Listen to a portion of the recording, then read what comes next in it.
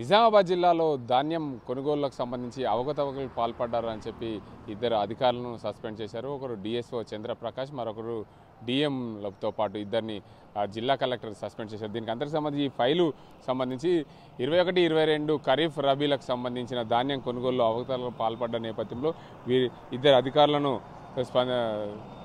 Suspend చేసిన జిల్లా collector. అయితే చూసుకోవచ్చు, డిఎస్ఓగా పనిచేస్తున్న చంద్రప్రకాష్, డిస్ట్రిక్ట్ మేనేజర్గా పనిచేస్తున్న జగదీష్ కుమార్లను సస్పెండ్ చేశారు. అయితే ధాన్యం కొనుగోలుకు సంబంధించి మిల్లర్లకు ధాన్యం బదలాయింపులో నిర్లక్ష్యం వహించారు. అర్హత లేని మిల్లర్లకు ధాన్యం అప్పగించిన నేపథ్యంలో దీనికి అందరికి సంబంధించి ఎంక్వైరీ కొనసాగింది. రాష్ట్ర మంత్రి ఉత్తమ్ కుమార్ రెడ్డి ఆగ్రహం వ్యక్తం చేశారు. ఇద్దరు అధికారులను కూడా విచారణ చేసి బాధ్యులైన వారిని సస్పెండ్ చేశారు.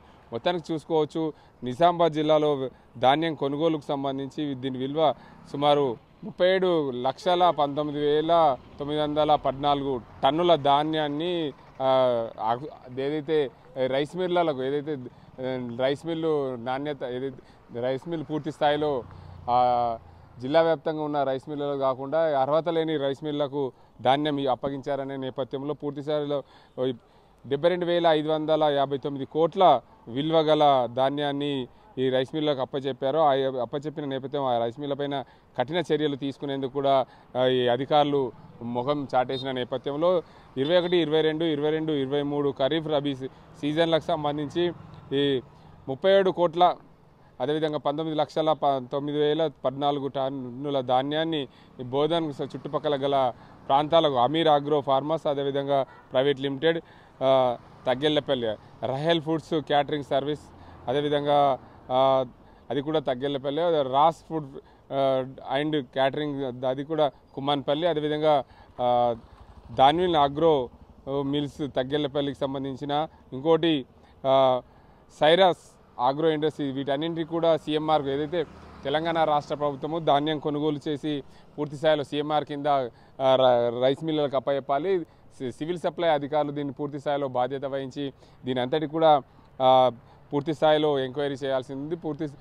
సివిల్ సప్లై అధికారులు మొత్తంగా నిజామాబాద్ జిల్లాలో ఉన్న రైస్ మిల్ అన్నింటికి కూడా అర్హత ఉన్న రైస్ మిల్లకు ధాన్యం ఇవ్వాలని చెప్పి ఆ ప్రభుత్వం ఆదేశించినప్పటికీ కూడా అర్హత లేని రైస్ మిల్లకు ధాన్యం ఇచ్చారు. అందులో భాగంగా బోధన్ నియోజకవర్గానికి సంబంధించిన గతంలో ఎమ్మెల్యేగా కొనసాగిన మాజీ ఎమ్మెల్యే షకీల్ అమీర్కి సంబంధించిన రైస్ మిల్లకు సంబంధించి అవకతవకలకు పాల్పడ్డారు. అదే కోణంలో కూడా అవకతవకలకు పాల్పడ్డ షకీల్ అమీర్ను కూడా దీనికి అందరికి సంబంధించి ఎంక్వైరీ చేశారు. ఆ సమయంలో ఆయన ఎమ్మెల్యేగా కొనసాగిన నేపథ్యంలో పూర్తి స్థాయిలో ప్రభుత్వం బీఆర్ఎస్ పార్టీ ప్రభుత్వం ఉన్న నేపథ్యంలో అక్కడ ఎలాంటి ఎంక్వైరీ జరగలేదు. అందులో పూర్తి స్థాయిలో బాధ్యులైన అధికారులను పై కోపగోతులైన స్థానిక ఎమ్మెల్యేలు అప్పుడు మొత్తంగా ఈ ధాన్యం కొనుగోలు అవకతవకలు ధాన్యాన్ని కూడా సీఎంఆర్కు అయితే కస్టమ్ మిల్లింగ్కు ఇవ్వకుండా వారు బయట అమ్ముకున్నారనే ఆరోపణల నేపథ్యంలో పూర్తి స్థాయిలో తెలంగాణలో కాంగ్రెస్ పార్టీ అధికారంలోకి వచ్చిన తర్వాత కస్టమ్ మిల్లుకు సంబంధించి ధాన్యం ఏ రైస్ మిల్లు ఎక్కడెక్కడ అవకతవకలు పాల్పడ్డారనే నేపథ్యంలో పూర్తి స్థాయిలో ఎంక్వైరీ చేసేది. అదే కోణంలో కూడా నిజామాబాద్ జిల్లాలో జరిగిన అవకతవకలను మంత్రి ఉత్తమ్ కుమార్ రెడ్డి దృష్టికి తీసుకెళ్లిన నేపథ్యంలో పూర్తి స్థాయిలో ఏ రైస్ మిల్లులు అవకతవకలు పాల్పడ్డారని ఎంక్వైరీ చేశారు. అందులో బోధనకు సంబంధించిన రైస్ మిల్లు, అది మాజీ ఎమ్మెల్యే షకీల్ అమీర్కి సంబంధించిన రైస్ మిల్లు ఉండడం పూర్తి స్థాయిలో దీనికి అంతటికీ ప్రాధాన్యత సంతరించుకుంది.